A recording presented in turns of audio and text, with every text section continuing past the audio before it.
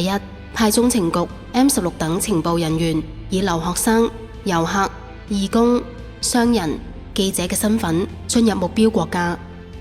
第二，以人道目標為理由，開設民主、人權為主旨嘅非政府機構，開展工作之餘，亦都可以招攬一啲崇尚自由同埋理想嘅人。第三，開始喺當地招攬一啲叛徒，尤其係學者、政客、記者、軍人等，可以係賄賂嘅方式，或者係揾出佢哋嘅罪證以控制佢哋。第四，如果目標國家有工會勢力，就會以金錢收買佢哋。第五，為革命創作或者選擇一種象徵顏色或者鮮明嘅口號，例如1968年嘅布拉格之春，1989年東歐嘅天鵝絨革命，2003年格魯吉亞嘅玫瑰革命，2005年黎巴嫩嘅雪橙革命，烏克蘭嘅橙色革命，伊朗嘅綠色革命，茉莉花革命，阿拉伯之春，甚至香港嘅雨傘革命。第六，以唔同名義開始示威，從而展開革命運動。示威嘅名義可以係人權、民主、政府腐敗、選舉舞弊等，唔需要揾出證據，只需要揾到藉口就可以。第七，以英語寫上抗議標語，好讓美國人能夠睇見，咁樣就能夠使到美國政客同埋平民開始發出呼聲。第八，讓之前所收買嘅政客、知識分子、工會領袖等加入示威，並且號召所有對政府唔滿意嘅人加入。第九，美國同埋歐洲嘅主流傳媒配合，不斷強調呢一場革命係因為各種唔公平所導致，從而獲得大多數人嘅支持。第十，當全世界都注視，就製造偽旗行動，拍攝人民被打壓嘅影像，以動搖目標政府，令政府失去人民嘅支持。第11，派出一啲引發暴亂嘅演員，以武力挑釁警方，迫使警方使用武力鎮壓，咁樣就可以使呢個政府失去其他國家嘅支持，被國際社會認為係非法政權。第12，運用政客到美國、歐盟、聯合國等地方陳情，使到目標政府受到國際經濟制裁，設立禁飛區，甚至協助空襲及供應武器俾叛軍。如果上述12個步驟都未能夠成功推翻目標政府，咁樣就讓美國尋找一個藉口作軍事介入，以武力推翻目標國家。事實上，呢12點亦都非常有效同埋成功。2007年，一位曾任北大西洋公約組織 NATO 嘅歐洲盟軍司令部美國退休4星將軍 Wesley Ken Clark 喺一個講座中提及，喺2001年911事件發生後冇幾耐，國防部曾經發出一個指令，就係喺5年內攻擊同埋推翻7個國家，包括伊拉克、黎巴嫩、利比亞、索馬利、蘇丹同埋伊朗。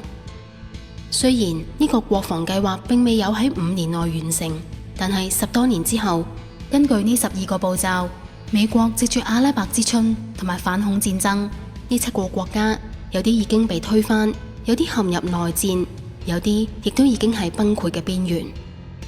因此，世界局勢、國家嘅被推翻，並唔係人民作出偶然或者自發嘅行動而造成，相反係經過精心策劃同埋計算。事實上，如果要推翻一個國家，以內部革命導致崩潰嘅方式，遠比出兵攻打便宜得多。亦都因此，美國不斷運用呢12個步驟去策反唔同嘅敵對國家。What happened in 9/11 is we didn't have a strategy, we didn't have bipartisan agreement, we didn't have American understanding of it, and we had instead a policy coup in this country. A coup, a policy coup. Some hard-nosed people took over the direction of American policy, and they never bothered to inform the rest of us. I went through the Pentagon 10 days after 9/11. I couldn't stay away from Mother Army. I went back there to see Don Rumsfeld. I'd worked for him as a White House fellow in the 1970s. All this is in the book. And I said, am I doing okay on CNN? He said, yeah, fine. He said, I'm thinking about it. He says, I read your book. And he said, this is a book that talks about the Kosovo campaign. And he said, I just want to tell you, he said, nobody's going to tell us where or when we can bomb. Nobody. He said, I'm thinking of calling this a floating coalition. What do you think about that? I said, well, sir, thanks for reading my book. And, he said, thanks, that's all the time I've got. Really? And I went downstairs. I was leaving the Pentagon, and an officer from the Joint Staff called me into his office, and he said, I want you to know, he said, sir, we're going to attack Iraq. And I said, why? He said, we don't know. He said, I said, well, did they tie Saddam to 9/11? He said, no.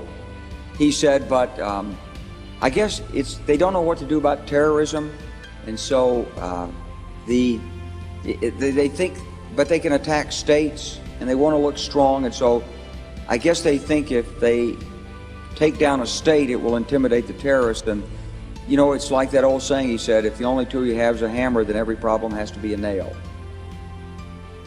Well, I walked out of there pretty upset, and then we attacked Afghanistan.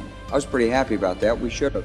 And then I came back to the Pentagon about 6 weeks later. I saw the same officer. I said, why haven't we attacked Iraq? We still going to attack Iraq? He said, oh, sir. He says, it's worse than that. He said, he pulled up a piece of paper off his desk. He said, I just got this memo from the Secretary of Defense's office that says we're going to attack and destroy the governments in 7 countries in 5 years. We're going to start with Iraq, and then we're going to move to Syria, Lebanon, Libya, Somalia, Sudan, and Iran.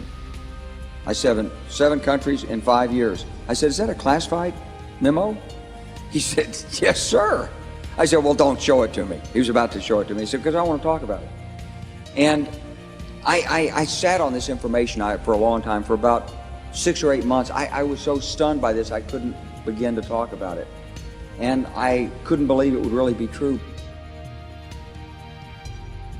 而早前，美國已經使到持有大量俄羅斯資產嘅塞浦路斯經濟崩潰，亦推翻咗烏克蘭嘅親俄政權，以及以馬航 MH17 進行偽旗行動，使美國同埋歐盟以及世界各國有藉口向俄羅斯展開經濟制裁。而如果美國要對付中國嘅話，首先亦必須以香港作為目標。所以你見到其實成件事，如果第日將來喺歷史上記載係記載咩呢？就係記載其實咧美國啊同埋歐洲啊歐盟啊都一路到都克制住俄羅斯，而導致佢一定要打呢個第3次世界大戰啦。引發點就係呢一個啦。總之唔關 Freemason 事啦咁樣。所以由塞浦路斯啦，然後用塞浦路斯去試別康啦，跟住而家打烏克蘭啦，烏克蘭又揾去試別康啦，然後烏克蘭呢個嘅偽旗行動啦，就引發咗俄羅斯會參戰啊嘛。係咪呢個我哋而家見呢幾個月發生就係咁樣事啊嘛？咁所以呢個模式，如果想引發中國參戰呢，因為世界大戰呢，我哋睇翻過去呢，係幾個月後邊個參戰？幾個月後因為呢件事打沉咗，又參戰。幾個月後邊個被謀殺、暗殺又參戰，一個只不過偽旗行動引發㗎嘛。所以如果我哋從呢個跡象去睇呢，中國都有佢嘅塞浦路斯嘅，中國都有佢嘅烏克蘭嘅。OK， 中國係有一個城市仔呢，係靠佢運金同埋銀大量藉着匯豐銀行運上去俾佢嘅。OK 而中國亦係有一笪地方呢，佢哋嘅商業啊經濟係靠晒佢嘅，係叫做特區，嗰個就係香港啦。咁所以變咗呢，如果一出事嘅話呢，其實我哋會見到呢，針對塞浦路斯同埋針對烏克蘭會發生嘅嘢呢，都一樣，全部兩樣都發生喺香港，咁樣去引發中國去參戰咯。原因對於美國而言，香港只係一個小城市，對於國與國之間嘅角力，貨幣戰爭越演越烈，俄羅斯及中國與其他國家靠攏，金磚5國自行開設銀行同埋儲備基金，目的亦都就係要擺脫美金，唔讓美國繼續以印鈔嘅方式以紙幣換取各國嘅實質資源。但係貨幣卻源於對政府嘅信任，因此美國如果要維持美元嘅地位，一方面就係要維持軍事上嘅霸權，另一方面就係讓其他國家嘅人民唔信任自己國家嘅貨幣，或係讓其他國家嘅經濟比美國更差，咁樣會讓普羅大眾喺冇選擇嘅情況下，喺相對嘅情況下，繼續選取美元作為貿易嘅單位。意思係美國經濟差嘅時候，只要美國導致其他國家嘅經濟更差，政治更動盪，咁樣目的就已經達到。因此咁樣亦解釋到點解美國繼續印鈔，但係仍然唔會崩潰。所以美國以塞浦路斯引爆歐債危機，歐盟各國不斷傳出經濟爆破危機。至於中東方面，2010年美國藉住阿拉伯之春，以民主之名推翻唔合作嘅中東國家，例如埃及總統穆巴拉克下台，其後屬於伊斯蘭兄弟會嘅穆爾西勝出選舉，但係其後又被軍方所推翻。埃及呢幾年間不斷產生面臨分裂嘅局面，而曾經推動以金本位貨幣取代美元，用嚟買賣石油嘅利比亞領袖卡達菲，亦喺阿拉伯之春運動當中被叛軍殺死。其後利比亞亦陷入不斷內戰之中，阿拉伯之春亦導致敘利亞及伊拉克陷入內戰。其後叛軍更成為伊斯蘭國 ISIS， 佔領兩國一大片土地。因此，面對坐擁最多美國債券中國嘅崛起，美國唔會坐視不理，而中國更加提出去美元化，與不同國家簽署雙邊貿易協議，唔用美元交易，直接挑戰美元地位。而事實上，美國政府亦從來冇看中國為朋友，反而視中國為敵人。美國近年提出亞太再平衡戰略，宣布重返亞太，於2020年以前將6成海軍部署於太平洋，為嘅就係要聯合亞太各國圍堵中國。因此，當然樂於看見敵人嘅城市陷入混亂之中。9月26日，香港展開咗一次歷史上少見嘅示威浪潮。示威嘅起始係因應人大常委對於政改嘅決定，舉行罷課及集會。9月28日，事件演變成提前佔領中環。由於示威人士唔能夠進入政府總部門前嘅公民廣場示威，後嚟演變成佔領政府總部對開嘅金鐘，其後更蔓延至中環及灣仔。警方派出防暴隊，發射催淚彈驅散示威者，示威形勢急轉直下，其後引發更多人集會。同時間，銅鑼灣及旺角亦被佔領。佔中運動其後歷時超過2星期。呢次示威運動參加人數眾多，高達幾十萬人次，癱瘓金鐘、銅鑼灣、旺角等地區超過2星期。呢個係香港歷史上少見嘅情況。佔中者有其民主訴求，政府亦有其維持有效施政嘅責任。不論雙方嘅理據如何，但從呢次示威運動當中，卻係有處 Freemason 偽旗行動嘅影子。於佔中運動後不久，俄羅斯國營電視台已指出，示威係由英國及美國政府背後策動。其後亦有傳媒報道，學民思潮嘅黃之鋒係美國政府培訓嘅人才，並且接受咗美國國家民主基金會嘅金錢。但黃之鋒亦發聲明否認其事，指稱一切亦係虛構㗎。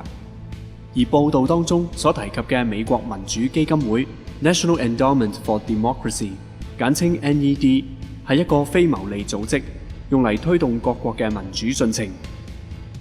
但其實主要嘅資金來源亦係由美國政府所資助嘅，用嚟策反唔同國家。有人指稱美國政府透過 NED 於背後策動埃及嘅阿拉伯之春。曾經參選美國總統嘅美國國會前參議員 Ron Paul 稱，美國政府向各國推廣民主，其實就係要殺掉民主。原因，美國政府以推廣民主嘅名義到各國提出幫助，但後果卻係嗰啲所謂被幫助嘅國家根本唔會得到民主，反而會陷入不斷嘅崩潰當中。並且佢提及美國政府自1991年起透過 NED 等機構已經向烏克蘭投入超過50億美元，協助烏克蘭發展民主。其實最終就係策反烏克蘭親俄羅斯政權，改為親西方，造成現時烏克蘭陷入分裂、內戰邊緣，直接打擊俄羅斯，迫使俄羅斯參與第3次世界大戰。於烏克蘭示威期間，互聯網上出現咗一段名為《我是烏克蘭人》嘅影片。影片中嘅少女希望世界各國能夠幫助烏克蘭人對抗暴政，獲得民主。但後來卻被人發現呢段影片根本就唔係一段烏克蘭人自發攝製嘅片段，而係由與 NED 有聯繫嘅 Larry Diamond 所負責。當中就係運用鏡頭遠勝推銷烏克蘭革命，目的就係要挑動各地嘅輿論，一方面憐憫示威者，另一方面譴責呢個腐敗暴力嘅政權。可是觀眾們並唔知道呢個其實只係一場戲。I am the Ukrainian, the native of Kiev, and now I am on Maidan, on the central part of my city. I want you to know why thousands of people all over my country are on the streets. There is only one reason. We want to be free from a dictatorship. We want to be free from the politicians who work only for themselves, who are ready to shoot, to beat, to injure people just for saving their money, just for saving their houses, just to saving their power. I want these people who are here, who have dignity, who are brave, I want them to live a normal life. We are civilized people, but our governments are barbarians. That's not a Soviet Union. We want our courts not to be corrupted. We want to be free. I know that maybe tomorrow we will have no phone, no internet connection, and we will be alone here. And maybe policemen will murder us one after another when it will be dark here. That's why I ask you now to help us. We have this freedom inside our hearts. We have this freedom in our minds. And now I ask you to build this freedom in our country. You can help us only by telling this story to your friends, only by sharing this video. Please share it. Speak to your friends, speak to your family, speak to your government, and show that you support us. 呢段2分鐘嘅片段已超過800萬人觀看。同樣於呢次佔中運動中，互聯網上亦出現一段相類似嘅2分鐘片段。Today is the 29th of September 2014. Here we are again in Monchai. Today many of my friends and other students still join the protest. Although their parents are very worried, they lie to their parents and come to join the protest. Yesterday, police used extreme violence against peaceful protesters. Over 87 tear gas bombs were used. Some of them even aimed at the first aid station, which is totally unacceptable. Police are using extra large size pepper gas against us, which can cause permanent damage towards protesters. 87 tear gas bombs were used. Compared to 2005, only 8 were used against South Korean farmers. It is totally unacceptable to use such level of violence against us peaceful protesters. Here I am as a Hong Konger. I ask for your support. Please support us. We are asking for universal suffrage, nothing more. We want your support. Please spread this video or this message throughout the world. Universal suffrage may be so common in your country, which is a democratic state, but this is not common in Hong Kong at all. We are fighting for this with our lives and our personal safety as the cost. Please support us and spread this message all over the world. Please voice out for Hong Kong. We need democracy. We need your support. 其後，美國主流傳媒 CNN 亦訪問咗片中嘅少女。Alicia, thank you for joining us here on CNN. Just last Sunday, you put out this YouTube video, and it was this appeal to the world to pay attention and to care for Hong Kong. That video got more than 1 million views on YouTube. Why do you think the world is interested in your protest here in Hong Kong? I think people are interested because people actually care about Hong Kong and the democratic progress in Hong Kong. If Hong Kong get real democracy, it means that the whole of China may get a chance in getting more and more democracy. So I think people care about Hong Kong's democratic progress because of this. 烏克蘭同香港嘅2段影片，兩者嘅拍攝手法如出一轍。此外， NED 喺香港亦有工作，每年捐款過百萬。亦有報導指出佔中發起人與美國政府嘅關係，並且美國透過 NED 贊助佔中運動。正當國際社會都留意本港佔中發展之際，有美國智庫研究員再次喺網上面發表文章，就話本港嘅佔中行動同美國喺全球多地暗地推動嘅顛覆政府活動類似。美國地緣政治智庫 Land Destroyer 嘅研究者卡塔盧奇繼踢爆美國喺幕後資助本港嘅佔中行動之後，佢再指出美國滲透本港政壇嘅目的係想令到香港成為外國勢力顛覆中國嘅中心。而佔中行動發起人戴耀廷同公民黨主席余若薇曾經多次出席美國國務院轄下嘅美國國家民主基金會 NED 同美國國際民主研究院 NDI 所舉辦嘅論壇同埋活動。佢就話美國國務院一直喺財政、政治同網絡上面支持佔中，而佔中支持者例如壹傳媒集團主席黎智英、天主教香港教區前主教陳日君、學民思潮召集人黃之鋒等等，亦都同 NED 同 NDI 關係密切。而民主黨創黨主席李柱銘早前同前政務司司長陳方安生訪美嘅時候，曾經喺華盛頓同 NED 政客會面，更加曾經喺 NED 一個討論香港民主進程嘅研討會上面發言。卡塔盧奇分析就話，佔中真正嘅目的係華府、英國同美國金融界喺本港實行軟性再殖民計劃。如果北京最終俾收受美國資助嘅人主政，到時香港已經唔係由香港人管治，而係由西方勢力操控。於2014年10月10日，中國政府亦透過《人民日報》指控美國透過美國民主基金會喺幕後策劃佔中，情況與喺美國於唔同地方推動顏色革命相似。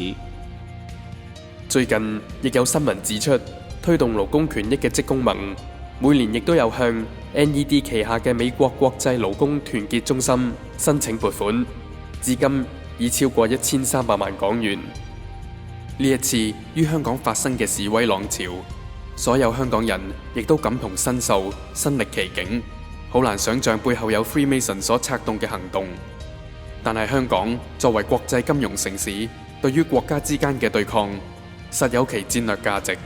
但係如歷史上嘅種種大事件，第一次世界大戰、第二次世界大戰，亦包括近幾年嘅911事件、阿拉伯之春、烏克蘭事件、敘利亞事件等等，亦係於事情發生之後，先有人查出 Freemason 喺當中所擔當嘅主導角色，甚至策動偽旗行動。